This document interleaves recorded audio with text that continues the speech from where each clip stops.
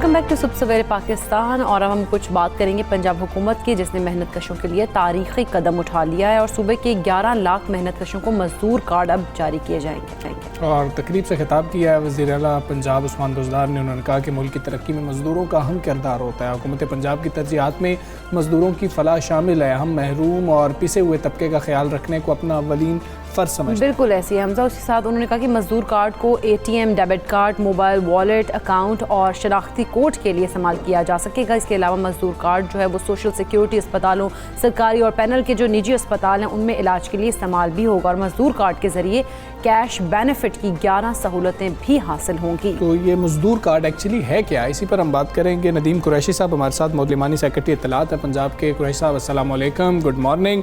Sir पहले तो बताएं कि मजदूर की डेफिनेशन क्या है और मजदूर कार्ड क्या है। जी वालेकुम अस्सलाम, और मेरी तरफ से आपको भी अस्सलाम वालेकुम, गुड मॉर्निंग।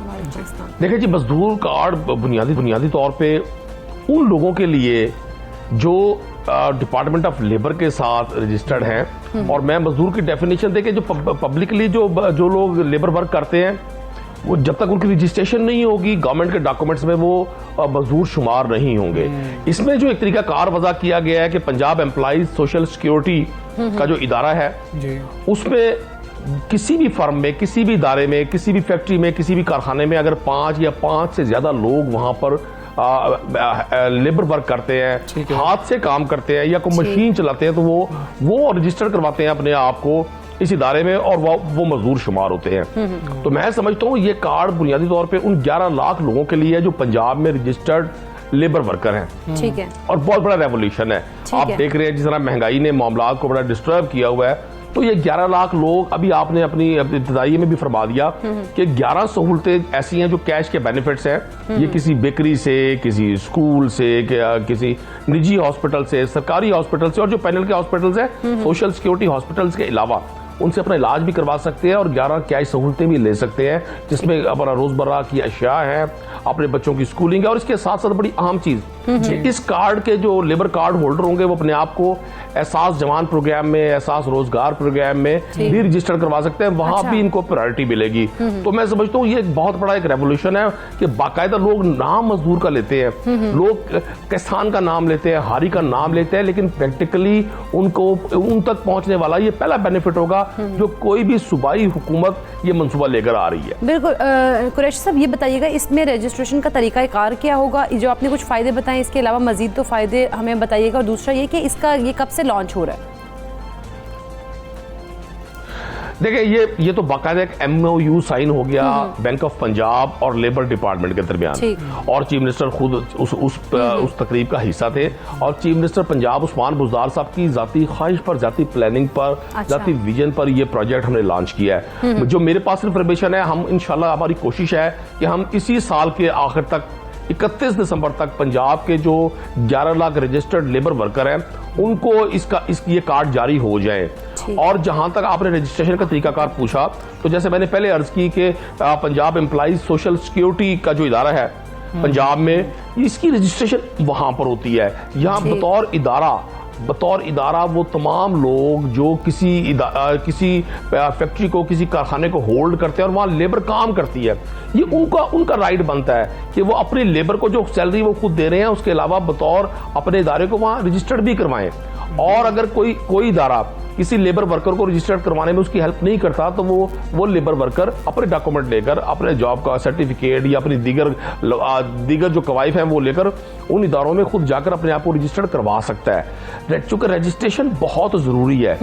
हमारी बहुत सारी स्कीम्स सिर्फ इसलिए कामयाब नहीं हो पाती कि जो असल हकदार है उनकी बजाय बहुत सारे और लोग, मैंने खुद एहसास प्रोग्राम की रजिस्ट्रेशन की तो मैंने देखा कि जब गवर्नमेंट लोगों को सपोर्ट कर रही थी, ये बड़ा आम नुक्ता है जी। और मैं आपके देखने वालों से अपील करूंगा, मैं बतौर रुकने असेंबली, चूंकि ऑनलाइन रजिस्ट्रेशन थी एहसास प्रोग्राम की, तो मैंने अपने ऑफिस में बाकायदा एक सिस्टम बनाया, 6 लैपटॉप्स रखे, बच्चों को वहां एंगेज किया और लोगों को रजिस्टर किया ताकि कम पढ़ा लिखा शख्स, खातून या लेबर क्लास के जो लोग हैं वो अपने आप को रजिस्टर करवा सके। आप बिलीव करें, लोग मोटर बाइक्स पे, लोग 4 व्हील्स पर, लोग 3-3 लाख के मोबाइल हाथ में लेकर तरीकाकार पूछते थे और अपने आप को रजिस्टर करवाते थे। ठीक है नदीम भाई साहब, आप दुरुस्त कह रहे हैं, लोगों के लिए आसानी करनी चाहिए, बिल्कुल करनी चाहिए, हुकूमत अपना किरदार अदा करे, इंफरादी तौर पर हर शख्स को अपना किरदार अदा करना चाहिए। लेकिन ये हॉस्पिटल्स का आपने बताया कि ये मजदूरों का कार्ड होगा, सेहत कार्ड भी तो यही कर रहा है, तो इसके अंदर ये सहूलत देने की ज़रूरत क्या थी, क्योंकि आप तो सेहत कार्ड भी साल के आखिर तक सबको देना चाह रहे हैं। दूसरा आपने कहा कि रियायत मिल रही होगी अगर किसी बेकरी पे जा रहे होंगे, किसी जगह पर जा रहे होंगे, वो बता दीजिएगा कि तमाम बेकरीज इसको एक्सेप्ट कर रही होंगी, ये क्या मैकेनिज्म बनाया जाएगा, वो मजदूर वहाँ पर जाए और कोई, और वैसे मजदूर का बेकरी में आपको लगता है कि कोई इतना लिंक रहता है? अच्छा, मैं आपको कर्ज करूं, इसके ड्यूल बेनिफिट्स हैं। हेल्थ की फैसिलिटी तो मिलेगी, और हेल्थ कार्ड वाकई हम इंशाल्लाह ताला हमारी कोशिश है साल के एंड तक पंजाब के हर घराने को, उसके हेड को या उसके फर्द को हेल्थ कार्ड डिलीवर हो जाए, और उस पर काम हो रहा है, बड़ी तेजी से काम हो रहा है। सही है। इसका हेल्थ के साथ साथ आम जिंदगी में भी इसके बेनिफिट्स हैं। जो इसके 11 कैश बेनिफिट्स हैं, उसमें एक कंपोनेंट ये बेकरी आइटम है। कोई मतलब जरूरी नहीं है कि बेकरी पे आप और मैं जाके केक परचेज करें, कोई वहां से रस और पापे भी खरीद सकता है, कोई वहां से अपने बच्चों के लिए एग्स भी ले सकता है। इसमें बेकरी नहीं है, इसमें और बहुत सारी चीजें हैं, बहुत सारी चीजें हैं। इसमें कुछ स्कूल्स के साथ एग्रीमेंट हुआ है, इसमें शूज के साथ एग्रीमेंट है, वहां किसी भी जगह जाकर वो अपनी परचेजिंग में उसको डिस्काउंट मिलेगा। इसके साथ साथ ये बतौर एक पिन कोड के भी यूज होगा, आइडेंटिटी कोड के तौर पे भी ये कार्ड यूज होगा। सेकंड, जो हमारा बड़ा मेगा लेवल पे, पाकिस्तान लेवल पे जो एहसास प्रोग्राम चल रहा है, जिसमें हम नौजवान को हम वहाँ मुख्तलिफ स्कीम्स दी हुई हैं, तो वहाँ इस कार्ड के होल्डर को प्रायोरिटी मिलेगी, और उसकी रजिस्ट्रेशन पर उसके अगर कवायफ मेयार के मुताबिक हुए तो उसको वो लोन्स भी मिलेंगे। एक अहम चीज यहाँ पर बता दीजिएगा प्लीज, क्योंकि गवर्नमेंट बार बार कहती है कि हम सब्सिडी देने की पोजीशन में नहीं है। ये जो रियायतें होंगी ये हुकूमती सब्सिडी होगी, या फिर जिन इदारों के साथ हुकूमत इस वक्त कोशिश कर रही है कि उनको साथ मिला लिया जाए, लाक कर लिया जाए, ये बोझ वो लोग उठा रहे होंगे? देखिए, मेनली तो गवर्नमेंट कर रही है जिसको। अच्छा, मैं आपको एक और चीज अर्ज कर दूं, हम जो रोजमर्रा इस्तेमाल की अशिया है, जिसमें घी है, ऑयल है, खुर्दनी तेल जिसे कहेंगे, जिसमें आटा है, चीनी है, दालें हैं, इस पे गवर्नमेंट बाकायदा फेडरल गवर्नमेंट प्लान कर रही है। अब वो मैकेनिज्म बन रहा है, वो इसी कमिंग वीक में वो अनाउंस हो जाएगा। गवर्नमेंट ने हर सूरत इंटरनेशनली जो महंगाई के असरात हैं, और जो पाकिस्तान में भी आम आदमी को जो फेस करने पड़ रहे हैं, गवर्नमेंट ने, प्राइम मिनिस्टर इमरान खान ने इन तमाम चीज़ों पर नज़र रखी हुई है। ये हर सूरत हम इस बोझ को कम करेंगे। ऐसा नहीं है कि आम आदमी को इस तकलीफ में और इस महंगाई के इस जिन के सामने। ठीक है कुरैशी साहब, आपने एक और बात की थी कि एहसास प्रोग्राम के हवाले से कि वहाँ पर एक गाड़ी में और एक फ़ोन पकड़े आदमी भी अपने को रजिस्टर करा रहा है, ठीक है, लेकिन इसकी शफाफियत के हवाले से हम अगर बात करें तो क्या इस मेक श्योर किया जाएगा कि ये जो है कार्ड मजदूर को ही इजरा हो, किसी और को ना हो? देखिए, मैं उस रजिस्ट्रेशन के हवाले से भी अर्ज कर दूं कि जब हम एहसास प्रोग्राम की रजिस्ट्रेशन कर रहे थे तो नादरा ने अपना एक बाकायदा मैकेनिज्म बनाया हुआ था। मैं लोगों के माइंडसेट की बात कर रहा हूँ, वहाँ उन गाड़ी वालों को या उन लोगों को वो बेनिफिट्स मिले नहीं, लेकिन लोगों में एक ख्वाहिश होती है कि गवर्नमेंट अगर कोई भी बेनिफिट दे रही है तो हम उससे जरूर हासिल करें। तो ये लेकिन शफाफियत को भी तो यकीनी बनाना होगा ना। 100% शफाफियत। ये मैं देखे बार बार लोग कहते हैं जी माजी की बात करते हैं, ये पहली बार हुआ है कि जो फेडरल और प्रोविंशियल गवर्नमेंट के जितने प्रोजेक्ट्स आए हैं उसमें कोई पॉलिटिकल इन्फ्लुएंस नहीं है। मैं बतौर रुकने असेंबली अपने किसी दोस्त को, किसी अपने सपोर्टर को, किसी अपने वर्कर को सिफारिश से ना तो एहसास प्रोग्राम में रजिस्टर करवा सकता हूँ और ना मैं उसको कोई उसकी इमदाद कर सकता हूँ। ये तमाम का तमाम मैकेनिज्म अब ऑनलाइन हो गया, लोगों को जो इमदाद भी आ रही है। नदीम भाई साहब, बहुत शुक्रिया आपका। सबसे से आप बात कर रहे थे, ये जो मजदूर कार्ड है इस हवाले से हमने जानने की थोड़ी सी कोशिश की कि ये कार्ड है क्या और ये साल के आखिर तक मतलब कि ये इम्कान है कि इसका इजरा कर दिया जाएगा और मुख्तलिफ जो फ़ायदे होंगे वो भी हमने आपको बता दी हैं। ये छोटी छोटी चीज़ें होनी चाहिए।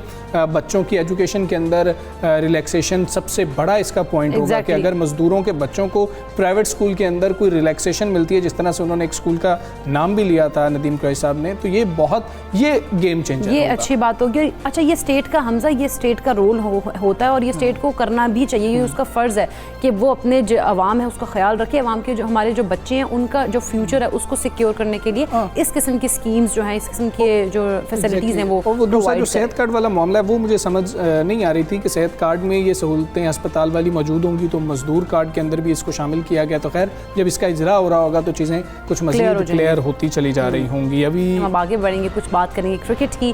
पाकिस्तान क्रिकेट बोर्ड के चेयरमैन रमीज़ राजा ने सूबाई टीमों के कोचेज़ जो हैं उनकी कारकर्दगी पर अदम इत्मीनान का इजहार करते हुए उन्हें मुस्तकबिल में किसी भी किस्म की उम्मीद ना रखने से आगाह कर दिया। किधर से लोग लेके आएंगे और क्या करने जा रहे हैं ये तो अब समझ लगेगी कि क्या प्लान है इनके पास, और यकीनन प्लान के बगैर कोई काम रमीज़ राजा करते हुए नज़र नहीं आ रहे हैं। और चेयरमैन पीसीबी रमीज़ राजा ने 6 सूबाई टीमों के कोचेज़ और सेलेक्टर्स के साथ वर्चुअल मीटिंग की, जिसमें सिंध के कोच बासित अली, बलूचिस्तान के कोच फैसल इकबाल, सेंट्रल पंजाब के अब्दुल रज़ाक, खैबर पख्तूनख्वा के अब्दुल रहमान, सदर्न पंजाब के शाहिद अनवर और नॉर्दर्न के एजाज़ अहमद ने शिरकत की। और उसके अंदर कुछ ऐसी गुफ्तगू सामने बिल्कुल ऐसी, और ज़रा ये भी कहने कि रमीज़ राजा साहब ने उन्हें मुस्तकबिल में किसी किस्म की उम्मीद ना रखने से आगाह करते हुए वाज़ेह कर दिया कि सिलेक्शन और कोचिंग में उनका मुस्तकबिल शायद ना हो, रवायती और पुराना अंदाज अब नहीं चलेगा। और अगर हम बात करें उधर रावलपिंडी क्रिकेट स्टेडियम की मैचेस की बात करें, पाकिस्तान का सबसे बड़ा 20 क्रिकेट टूर्नामेंट जारी है, जिसमें सदर्न पंजाब और बलूचिस्तान के माबैन 13वां मैच खेला गया। सदर्न पंजाब ने पहले खेलते हुए 9 विकेट्स के नुकसान पर 174 रन्स बनाए। हाँ जी, शुएब मकसूद ने सबसे ज़्यादा जो है 54 रन्स बनाए, नुमाया रहे। शुएब मकसूद ज़रा फॉर्म में आते हुए नज़र आ रहे हैं। आज़म खान हमें फिर इस मैच में फॉर्म में आते हुए नज़र नहीं आए। खुशदिल के हालात भी कुछ अच्छे नहीं थे। बलूचिस्तान ने मैच जीता, दूसरा मैच जो है वो सिंध ने जीत लिया और बारिश हो गई थी, उसके बाद DLS मेथड के थ्रू सिंध फातेह करार पाई है। अच्छा, इसी सारी सूरत पर हम बात करेंगे। स्पोर्ट्स एनालिस्ट हाफिज़ इमरान हमारे साथ मौजूद हैं। अस्सलाम, गुड मॉर्निंग इमरान। पीसीबी के नए चेयरमैन रमीज़ राजा साहब ने सूबाई टीम्स के कोचेज़ को पैगाम में कहा है कि जो अच्छा काम करेगा वही रहेगा, बसूरत दीगर जो है वो नहीं तो फिर आप घर जा सकते हैं। और रमीज़ राजा साहब, आप समझते हैं कि जिस पॉलिसी पे काम कर रहे हैं वो ठीक है, डायरेक्शन सेक्शन सही तरफ है? देखें जी, बहुत शुक्रिया आपका और सुबह बखैर सब देखने वालों को। पॉलिसी की जहाँ तक कि वो ठीक काम कर रहे हैं या दुरुस्त काम कर रहे हैं या नहीं कर रहे हैं, इसका तो उनके जब वो फैसले करेंगे और जिन लोगों को वो लगाते हैं या 4 माह में जो उनकी चीज़ें नज़र आएंगी, उसके बाद ये इस पर बात ज़्यादा अच्छे अंदाज में होगी कि वो दुरुस्त समत में काम कर रहे हैं या नहीं कर रहे हैं। लेकिन इन इब्तदाई तौर पर वो जिस अंदाज के साथ आगे बढ़ रहे हैं, ये कहा जा सकता है कि ये अंदाज, पहली बात तो ये कि बरकरार रहना चाहिए। इसमें थोड़ी सूझ अगर रहती है, थोड़े से इसमें मेरिट रहता है, इसमें आयत है, उनको मद्देनजर रखा जाता है और जो ज़रूरियात है पाकिस्तान क्रिकेट की उनको मद्देनजर रखते हुए फैसले किए जाते हैं, तो फिर तो ये पाकिस्तान के क्रिकेट के लिए अच्छा है। जहाँ तक जो आपकी स्टोरी है आज की के कोचेज़ को उन्होंने बिल्कुल सुर्ख बत्ती दिखाई है, वो सिर्फ कोचेज़ के हवाले से नहीं है, वो सिलेक्शन कमेटी के अरकान भी हैं, वो जो सूबाई टीमों के कोचेज़ हैं, तो बुनियादी तौर पर उन पर न सिर्फ एक कोच की हैसियत से बल्कि एक सेलेक्टर की हैसियत से भी उनका अदम एतमाद है। और ये अदम, मेरा ये ख्याल है कि बिल्कुल दुरुस्त है, क्योंकि जिस तरह से कोचेज़ को लगाया गया और जिस तरह से उन्हें सिलेक्शन कमेटी का रुकन बनाया गया, ये ना था। आपने पाकिस्तान के हेड कोच को चीफ सेलेक्टर भी बना दिया और फिर आपने उसका खुमियाजा भी भुगता, फिर आपने इन कोचेज़ को सिलेक्शन कमेटी में भी शामिल कर दिया। तो ये सारी चीज़ें ऐसी हैं कि जिनको रिव्यू तो करना चाहिए, होना चाहिए। वहाँ तक ताल्लुक ये है कि उनका जो अंदाज़े कोचिंग का अंदाज़ है वो मुनासिब नहीं है। इस पर भी बहुत सारी डिबेट हो सकती है, क्योंकि ये कोचेज़ 4 महीने की अपनी टीमों के साथ होते हैं, उसके बाद ये कहाँ होते हैं इनका कुछ पता नहीं होता। ये अपने उन प्लेयर्स के साथ जो किसी भी इनके मुतल्लिका रीजन के हैं उनके साथ कहीं भी नज़र नहीं आते हैं। तो इनके ऊपर रिव्यू होना चाहिए और इनके रिव्यू के साथ साथ सबसे पहले तो सिलेक्शन कमेटी और कोचिंग ये अलग अलग होने चाहिए। और उसके साथ लगाना किसको है, आप किस बुनियाद पर उसके बाद कोचेज़ का इंतखाब करेंगे। आप ना सिर्फ ये जो सूबाई कोचेज़ हैं बल्कि इनके साथ साथ जो आपके सिटी के कोचेज़ हैं, सिटी एसोसिएशन के जो कोचेज़ हैं, उन सब चीज़ों को रिव्यू करना चाहिए। तो ये बात आप समझ लें, अब सबको ये समझ आ जानी चाहिए कि ये जो इससे पहले की इंतजामिया थी उन्होंने गलत काम तो किया है। उन्होंने अकरबा परवरी की इंतहा की, उन्होंने सिफारिशी कल्चर को पाकिस्तान में रिवायात को फ़रोग़ दिया, उन्होंने मेरिट को वायलेट करते रहे हैं। वो जो लोग हैं उनका भुगते रहे हैं। ठीक है इमरान, ये भी बता दीजिएगा कि ठीक है इनके साथ ये मामला हुआ, पाकिस्तान के पास अगर हम देखें, नज़र दौड़ाएं तो मॉडर्न क्रिकेट को समझने वाले कितने लोग हैं कि जिनको कोचेज़ लगाया जा सकता है या सिलेक्शन की टीम में शामिल किया जा सकता है, और कितने इतना निचले दर्जे पे जाके काम करने को तैयार होंगे। हमारे अना के भी तो मसाइल हैं। जब हम किसी बड़े खिलाड़ी को कहेंगे कि आप ये काम करें तो शायद वो मानेंगे ही नहीं कि ये काम मैंने तो नहीं करना। दो पहलू हैं देखें आपके सवाल के कि मॉडर्न कोचेज और उसके बाद लगाया किनको जाए और क्या वो तैयार होंगे या नहीं। सबसे पहली बात यह है कि मॉडर्न क्रिकेट क्या है ये समझने की जरूरत है। पाकिस्तान में आपको खिलाड़ी मैन ऑफ द मैच लेता है, वो कहता है जी हम मॉडर्न क्रिकेट खेलना चाहते हैं, हम मॉडर्न क्रिकेट खेलना चाहते हैं, हमें मॉडर्न क्रिकेट खेलना है। मतलब कौन सी क्रिकेट है जो बाबर आजम खेलते हैं और पाकिस्तान के दीगर खिलाड़ी नहीं खेल सकते? कौन सी क्रिकेट है जो मोहम्मद रिजवान खेलते हैं और पाकिस्तान के दीगर खिलाड़ी नहीं खेल सकते हैं? कौन सी cricket Steve Smith, Joe Root, Kane Williamson, Virat Kohli, Rohit Sharma या दुनिया के टॉप प्लेयर्स खेलते हैं और ये नहीं खेल सकते हैं? इन सब एक सबसे मुश्तरक चीज है वो ये है कि इनकी बेसिक्स बहुत अच्छी हैं। मॉडर्न क्रिकेट है कि आपकी क्रिकेट में थोड़ी सी इनोवेशन आई है, तब्दीलियां आई हैं, नए शॉट्स इनोवेट, नए शॉट्स क्रिएट हुए हैं, खेलने के कुछ नए अंदाज आए हैं, लेकिन कोई है जिसकी बेसिक्स अच्छी होंगी वही आगे जाकर काम कर सकता है। देखिए आपको सीधा खेलना है, आपको ग्राउंड शॉट्स खेलने हैं, आपको कंट्रोल के साथ, आपको अथॉरिटी के साथ खेलना है। तो मॉडर्न क्रिकेट, अगर मैं तो ये समझता हूँ कि अगर हम मॉडर्न क्रिकेट की बात करते हैं ना, तो हम अपनी ओल्ड क्रिकेट में चले जाए तो उसमें पाकिस्तान ज्यादा कामयाब था। जब इन ये 2010 की जो दहाई है, 2002 से 2010 तक जितनी पाकिस्तान में क्रिकेट हुई है, पाकिस्तान ने केस करते हुए किए हैं। इसलिए बेसिक्स के ऊपर काम करने की जरूरत है।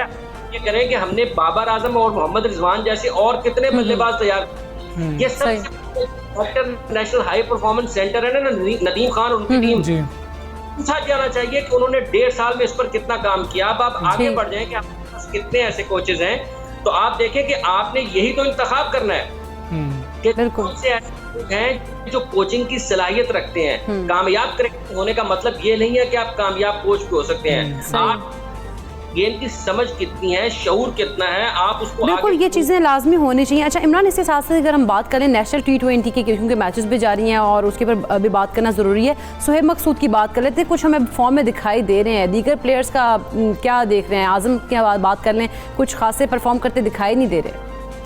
देखिए आजम खान के साथ एक बदकिस्मती तो है कि जिस तरह से, एक खुशकिस्मती ये है कि वो जिस तरह से हुए हैं फास्ट ट्रैक, ये खुशकिस्मती है, लेकिन बदकिस्मती ये है कि जिस तरह से उनके ऊपर तनकीद हो रही है, क्योंकि हम भी करते हैं, लेकिन ये जिस हद तक चली गई है ये भी नामुनासिब है। लेकिन जब आप इस तरह से फास्ट ट्रैक होते हैं तो आपको ये चीज़ें देखना पड़ती हैं, इनको बर्दाश्त करना पड़ता है। बासलाहियत तो है, लेकिन अगर मोइन खान साहब और उनके सारे लोग जो उनको सपोर्ट करते हैं वो उनको सिस्टम में भेज दें और वो 1-2 साल 2-3 साल अगर सिस्टम में रहकर ऊपर आए तो किसी को बात करने का मौका नहीं मिलेगा। जहाँ तक ताल्लुक मकसूद का है, देखिए पाकिस्तान की क्रिकेट टीम में बाबर आजम और मोहम्मद रिजवान इस वक्त ओपन कर रहे हैं और वही लामहला करेंगे वर्ल्ड कप में भी। क्या काम है ओपन आकर अपनी टीम के लिए खेलना? वो पाकिस्तान की टीम के लिए तो वर्ल्ड कप में ओपन नहीं करेंगे।